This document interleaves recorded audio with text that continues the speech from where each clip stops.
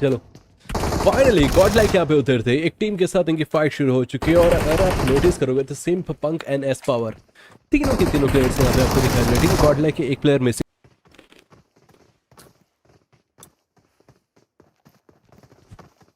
एक 2 versus 4, oh my God, एक 2 versus 4 का इक्वेशन कहने ही वाला था मैं, लेकिन अब 2 वर्सेस 2 की फाइट हो चुकी है। एस पावर का ये ग्रेनेड बमबारी की तरह गिरता हुआ दिखाई दे सकते हैं टीम 15 के प्लेयर्स के ऊपर। और आप एक और प्लेयर वहां पे डाउन किए जाएंगे पंक के ग्रेनेड से और कर्मा के ऊपर असर बना